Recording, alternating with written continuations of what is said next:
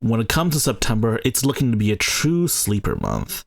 But there's at least one major indie juggernaut releasing this month. And yes, it threatens to swallow up every other release this month. Yes, even the major AAA releases this month as well. But regardless, we will be talking about all of these releases and how they may or may not run on the Steam Deck this September. But if you like this video or any other video I've made, please like, subscribe, and share with all of your friends. And in the meantime, why don't you check out Off the Console? It's a brand new podcast created by me, Gardner Bryant, and Games Revealed, with guest stars occasionally. Check it out. It should come as no surprise that the game I'm talking about is Hollow Knight Silksong. Once an urban legend, Silksong is 7 years in the making, a true sequel to Hollow Knight. The surprise release date of Hollow Knight Silksong has caused many indie devs to actively delay their games, some of which were going to be featured this month, but hey, whatever I guess, right? Same thing happened with GTA 6, but hey, some are calling it the GTA 6 of indie games. But the big question no one wants to ask is, what if Silksong sucks? I severely doubt it'll suck, but what I do know is that it'll probably run really well on the Steam Deck. The original Hollow Knight ran really well on the Steam Deck, and I have no reason to believe that this wouldn't also run well on the Steam Deck as well. It's not so graphically demanding that it doesn't run on Steam Deck anymore or anything like that. And if you're looking to play Silksong on day one, know that Silksong releases on September the 4th. But Hollow Knight, and most likely Silksong, will be a pretty stressful game, whereas Kemono Teatime won't be. Now, usually I'm not too big on comfy games because comfy games aren't that fun to begin with, but I can certainly jive with a comfy game with a strong aesthetic style. You make tea, you make desserts, and you go through a story. And honestly, I kind of like the presentation here. And no doubt, I believe this game will run pretty well on Steam Deck. This game also releases on September the 4th as well, same date as Silksong. Cronos the New Dawn kind of reminds me of Dead Space. I don't know what it is exactly that gives me Dead Space vibes, but it just does. This game does look very interesting, and the graphics do look great, which in this case may be a problem for the Steam Deck. I don't know if this game will run well on Steam Deck. And unfortunately, reading the minimum requirements for this game, it requires a 1080 minimum, which tells me this game probably won't run that well on Steam Deck, and it recommends a 3080 as well, so yeah, there's that too.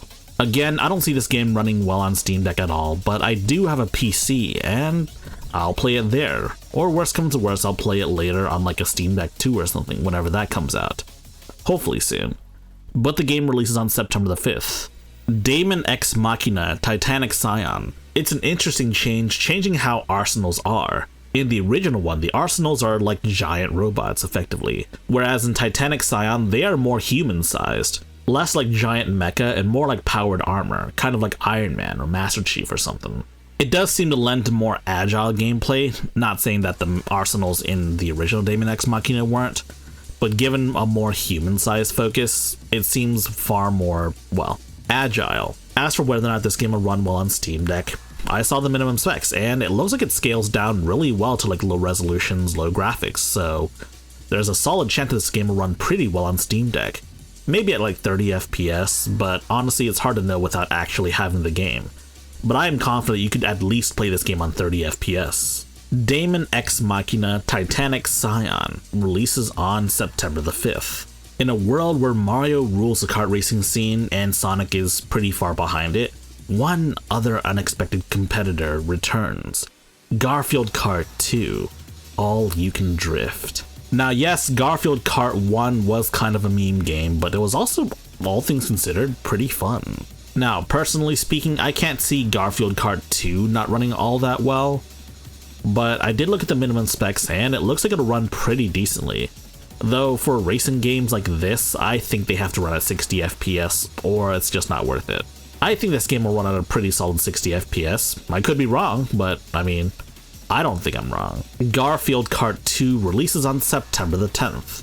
Another thing you don't really see are licensed anime games being developed by indie studios. In this case, Bakihanma Blood Arena.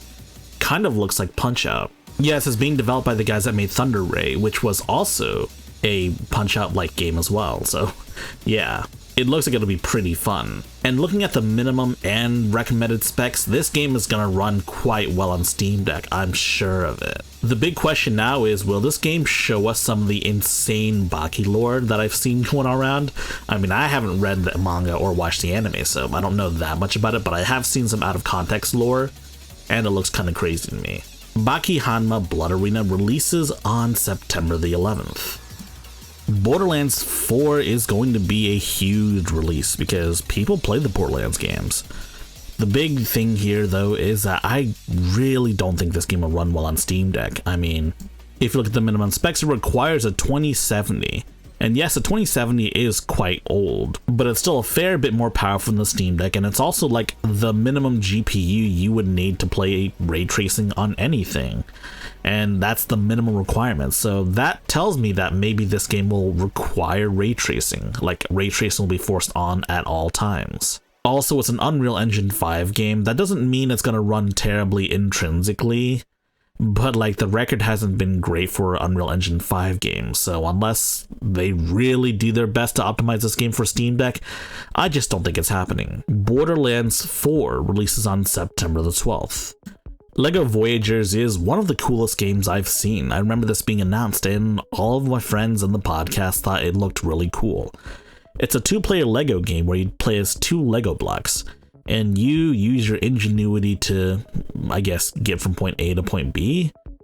Honestly, it's hard to know what this game entails, but from what I see, I really do like it. Plus, it makes clever use of building Legos too. I mean, that's kind of what Lego's all about, right? And will this game run well on Steam Deck? I saw the recommended specs and the required specs, and yes, I would say this game will probably run quite well on Steam Deck. LEGO Voyagers releases on September the 15th. I've talked about Ratatan before, and it's been delayed once already, so I'll just say I'm looking forward to this game. I've tried the demo, and yes, the demo runs pretty well on Steam Deck. But for those that love Patapon, it's not quite the same game. This is a roguelike, whereas Patapon is a linear mission-based game. This game now releases on September the 18th. Dying Light the Beast may be a smaller scale than Dying Light 2, but supposedly it's going to be no less important. You take control of the protagonist from the first game, Kyle Crane. And honestly, Dying Light's always been kind of a sleeper hit. It's always been kind of fun and interesting. A mix of first-person hack and slash with Mirror's Edge-like parkour. In fact, we have more Dying Light games than we do have Mirror's Edge games, so is it more fair to say Dying Light-style parkour at this point? I don't know, maybe.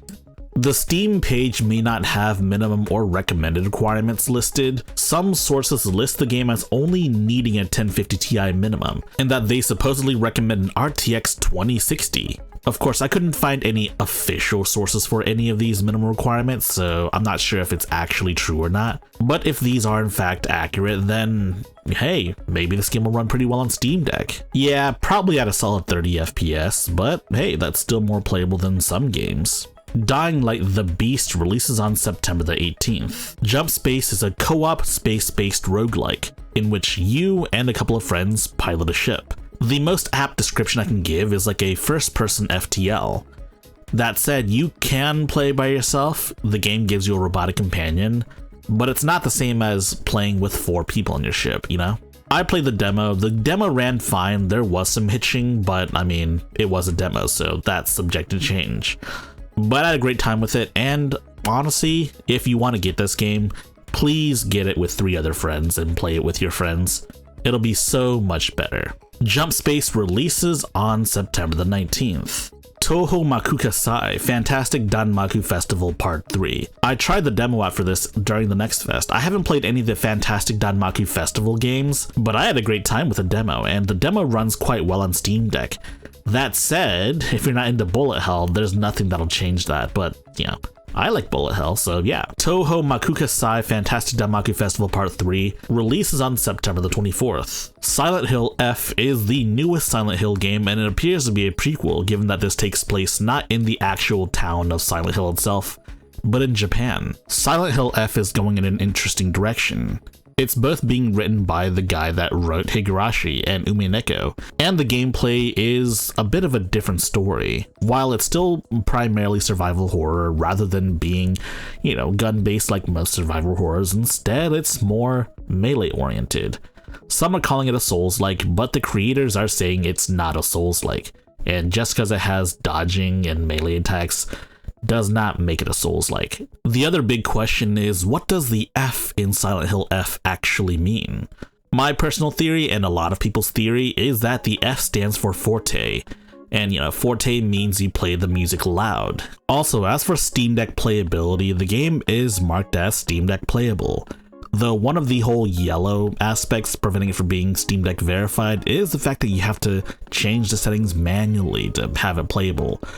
But if this is any indication, this means that this game might have a chance of running pretty well, albeit at a solid 30 FPS. Silent Hill F releases on September the 24th. Sonic Racing Crossworlds will be the other big kart racer releasing pretty soon, all things considered. The big question is, are the Sonic Racing games any good? I've never played them before, to be honest. Now, the big question is, will this run on Steam Deck? And I think so. I mean, the games come to Switch 1 and the PS4, so like, it probably should work. And while it says Sonic Racing, there are other second characters as well, albeit not nearly as much as the last game. I remember the last game had a lot of other crossover characters. Sonic Racing Crossworld releases on September the 25th. If there was a Final Fantasy game that really needed a re-release in the modern era, it would be Final Fantasy Tactics, and finally, Final Fantasy Tactics is coming to PC and modern platforms. You can choose to play the game in a more enhanced modern style or the classic style, though the gameplay is basically that of the PS1 version, combined with the dialogue and translation from the War of the Lions version on the PSP. If anyone asks you what the best Final Fantasy on the PlayStation 1 is, the answer is Final Fantasy Tactics. It's a near 30-year-old game, so I would expect it, in both the classic mode and the new remastered version, to run pretty well, all things considered.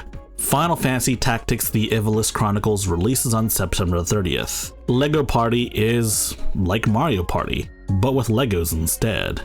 Now, to be honest, I don't think this will overtake 100% Orange Juice as the premier PC party game, but it'll still be pretty fun regardless. And the minimum and recommended specs are so low that they're really not worth mentioning. It requires at minimum a 1030, which I actually think the Steam Deck is stronger than. So yeah, this will probably run quite well on Steam Deck.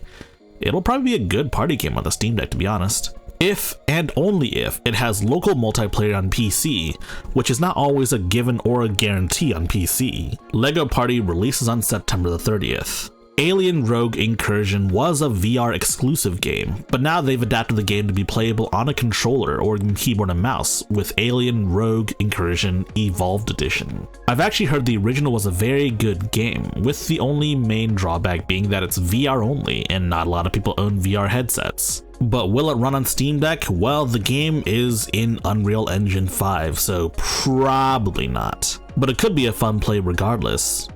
That said, VR games that are translated to standard controller layouts are not nearly as fun as when they're played in VR. Case in point being Half-Life Alyx's non-VR mod, which makes the game playable on keyboard and mouse, but the game's only really like half as fun without the VR controls. Alien Rogue Incursion Evolved Edition releases on September the 30th, so that covers some of the games coming out this September. There are a couple of games I didn't really talk about, like the NBA game or the FIFA, well, not FIFA, but like EA soccer game. Of course, this video actually started out with a ton of other indie games, but quite a few of those indie games actually delayed themselves because of Silksong. Other than that though, I gave you a list of games I think will run on Steam Deck and some other games that probably won't run on Steam Deck. Now, this is all conjecture. There's no telling if I'm correct or if I'm not correct. If you're watching this and like the games have already released, let me know how these games run.